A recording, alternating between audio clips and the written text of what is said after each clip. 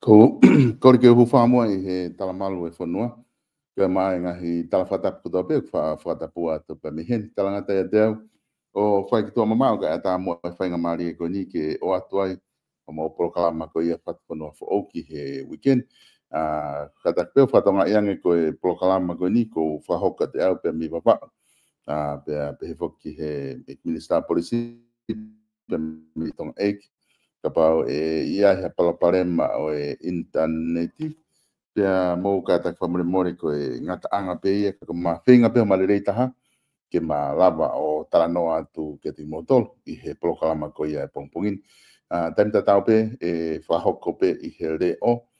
i kai i he ata ai fe taranoa aki ko ia pa mo e minister polisi to kon la ia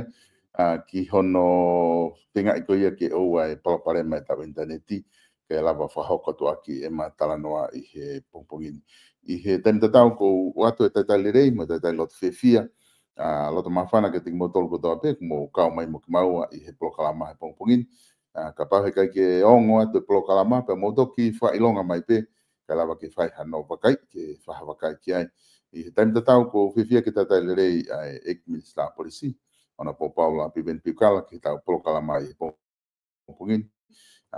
o ku fifia fo ke proklama piven ke tata le rei ko pe mo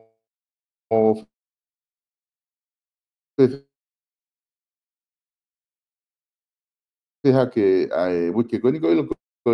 wiki nga la we siria no wiki he la se au hi filimisi pe mo nga hiola ka ke tu ko nga fatongia ko pagai fo pena mo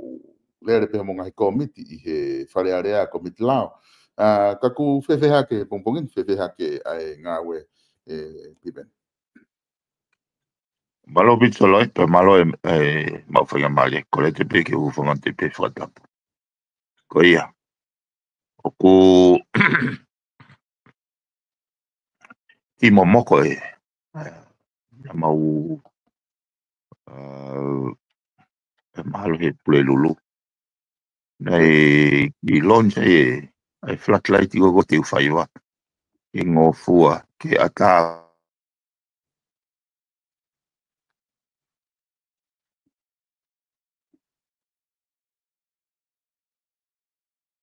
faiwa nei lonja ai a pule lulu mana ki haviri viri i maulele i mautoloi o ki mo moko Kena kau ki whamatala ko ki ono launch ko flatlight i. Ka hae ngai project nei whakapanga pe mahalo mehe levi ko nei tanaki ko ke sipote. Nei whengo me tahapuni o miliona. Nuksila, panga nuksila. Nei fotua. Ko kampuni sikalau ni pe mono. O ana na whakafalang lange. Mawat po ke. Ka koe whawhiwhia ia ko na mention ia mau inga ke whatoka ngai initiative peheni o langa ke iwe kakai o na aku wawau ke whai taimi ko ngoi ko pai ke o ngoi whi maari o pokia te ki whai langa ia e siaina langa si api te tau si o tau langa o mau inga new mindset ya o mga whago ni ke tau te ono ke tau ngā wei ho tau iwi ako mau inga ia ka koe lahi pe kai whatongia ka wake ko lau whalau soro tau te kape ku whakakuonga pe no taimi ngā wego ni pau peke tō tangata pe mono ka ku ki ko au mai ke pongpongi ni ko ngoi ki mau hai momoko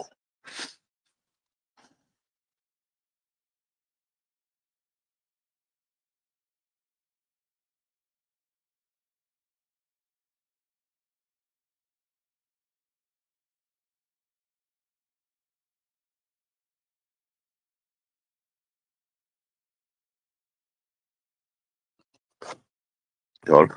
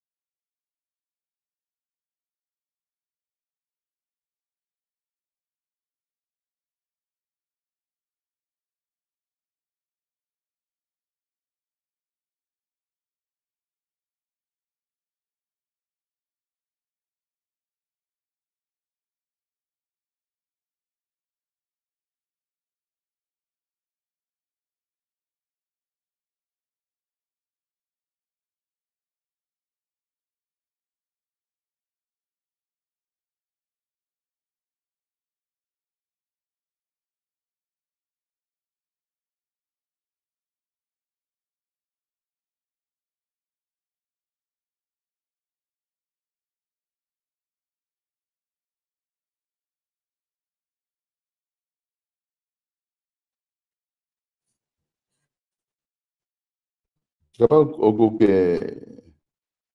kuong atu pake ki fahama nge pe kuong atu ke ti motor dai ai